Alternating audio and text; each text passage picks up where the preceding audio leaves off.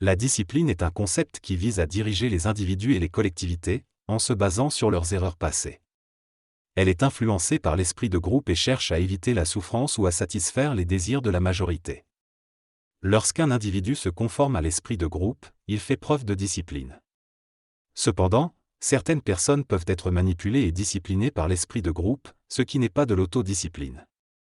L'autodiscipline, quant à elle, n'a rien à voir avec cette discipline collective, car elle est liée à l'individu lui-même et ne dépend pas des forces extérieures ou de la pression du groupe.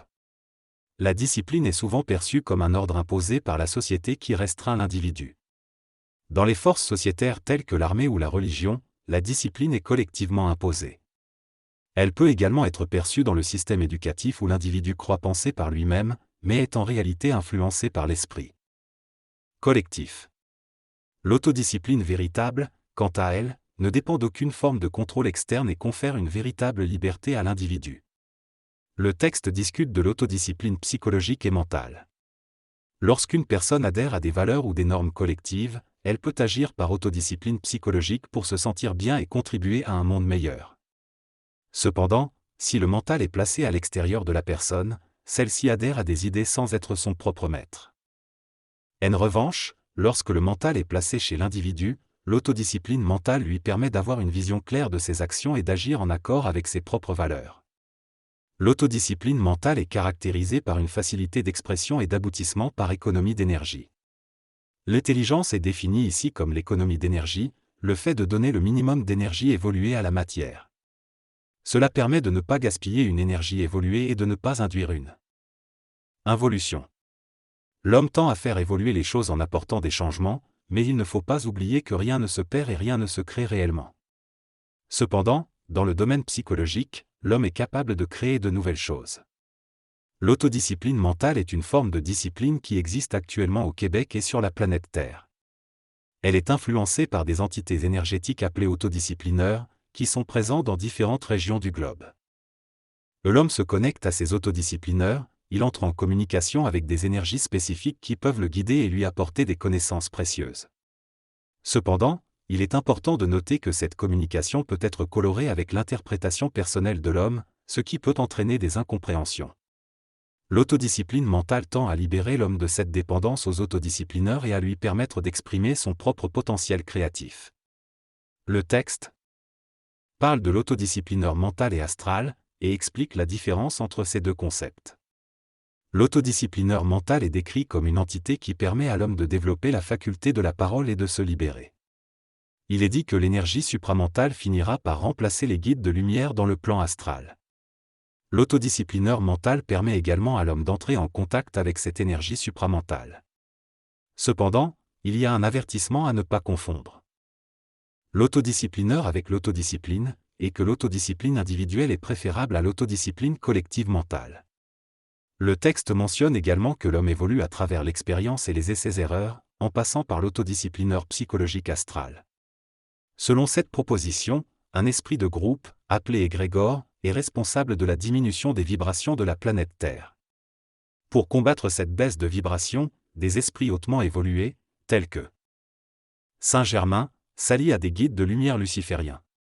Cependant, ces guides de lumière cherchent à donner à l'humanité une évolution trop rapide, ce qui pourrait avoir des conséquences dangereuses. Ils veulent donner une initiation supérieure à l'initiation solaire, mais l'homme devra atteindre cette initiation de manière sécurisée. Les guides de lumière sont confrontés à une énergie supérieure liée à l'autodiscipline mentale, créée par l'esprit humain. Plus l'homme développe cette autodiscipline, plus il aura de soutien. Les esprits lucifériens commenceront progressivement à s'unir pour lutter contre l'humanité, tandis que les esprits évoluants de l'homme devront développer leur autodiscipline pour contrer ses forces. C'est à travers cette lutte collective que la victoire sur les forces évoluantes sera remportée. Le texte explique qu'il est important de ne pas se regrouper psychologiquement, car cela crée des faiblesses et une dépendance à un chef. Au contraire, il est préférable que chacun se développe individuellement, avec une discipline mentale propre. L'intelligence est assimilée à l'obscurité, tandis que les émotions et les désirs sont considérés comme lumineux. L'idée est de ne pas laisser les énergies obscures prendre le dessus sur l'évolution consciente de l'humanité. Par conséquent, il est nécessaire de détruire les entités astrales qui s'opposent à cette évolution. L'auteur souligne également l'importance de protéger les dirigeants, car leur disparition mettrait en péril l'ensemble de l'organisation. Enfin, l'idée est de se coordonner sans avoir besoin de loi ou de chef, grâce à une vision commune et une compréhension claire de l'action à mener. Le texte exprime l'idée qu'il est impossible d'éliminer totalement un peuple ou une race, même en essayant tous les moyens possibles. Il souligne que la race juive n'a pas pu être éliminée, car elle ne se limitait pas à des individus isolés, mais était un collectif unifié.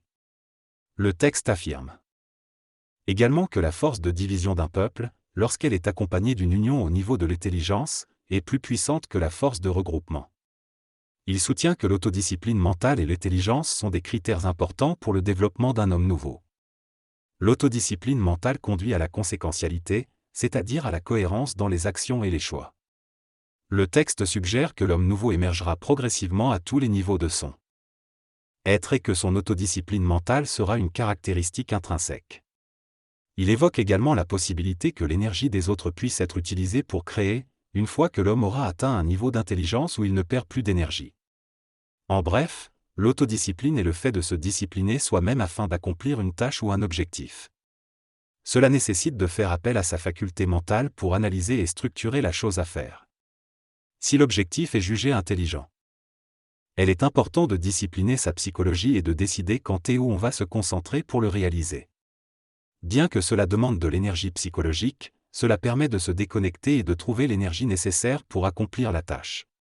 Cette autodiscipline ressemble à l'autodiscipline mentale et progressivement, on peut développer son propre autodisciplineur mental. Cependant, la véritable maîtrise de soi est atteinte lorsque la lutte intérieure disparaît et cela passe par l'autodiscipline.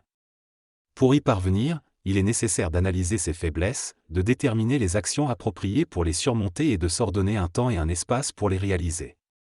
Le texte parle de l'autodiscipline comme un moyen d'atteindre rapidement ses objectifs. Il mentionne plusieurs personnages historiques considérés comme des initiés, tels que Nostradamus, le Nazaréen, Paracelse, Platon et Merlin l'Enchanteur. Il distingue cependant Merlin, le comte de Saint-Germain et le Nazaréen des autres initiés, affirmant qu'ils avaient une autodiscipline plutôt qu'une simple discipline. Il décrit les souffrances que l'homme peut éprouver lorsqu'il réalise qu'il est à la fois dominé et dominateur. Il explique que le processus d'évolution de l'homme consiste à fusionner ces deux aspects de lui-même pour devenir un être nouveau, un maître. Finalement, il raconte comment le mage Merlin a tenté de développer ses capacités psychiques en s'opérant lui-même et en remplaçant une partie de son crâne par un matériau semblable à l'or des Atlantes. On a découvert chez le Nazaréen un esprit dominant et un esprit d'esclave. Lorsqu'il a été crucifié, il a fusionné complètement le diable et le Dieu en lui, ainsi que l'esclave et le maître en lui. Il a détruit le maître-esclave en lui, accomplissant ainsi la fusion parfaite de l'homme. Le mage Merlin, quant à lui, a atteint un état d'autodiscipline mentale réelle et est devenu un maître. Il a cessé de jouer avec des entités égrégoriennes collectives contenues dans un métal argenté qui avait auparavant contenu le sang du Christ. Le sang du Christ, qui a éclaboussé la croix et a donné naissance à une rose, était recherché par le mage Merlin de manière intelligente afin de le dynamiser chez autrui et de le faire rechercher par d'autres. Lorsque Lazare, également connu sous le nom de comte de Saint-Germain, a touché le sang du Christ sur la croix, il a été imprégné de son énergie astrale, mentale, vitale et physique. Qui a parfaitement fusionné le maître et l'esclave en lui, le détruisant ainsi. C'est à ce moment-là que l'ordre de la Rose-Croix est apparu, dynamisé ultérieurement par Saint-Germain. Par la suite, le mage Merlin a lui aussi touché le sang du Christ et a découvert en lui le maître et l'esclave, ce qui lui a fait peur. Lorsque la conscience tridimensionnelle de l'homme découvre le maître et l'esclave, cela provoque une grande souffrance. Il y a un mécanisme de chronométrage qui est gravé dans la mémoire de l'homme et qui le pousse à observer le maître et l'esclave en lui, sans pouvoir vraiment comprendre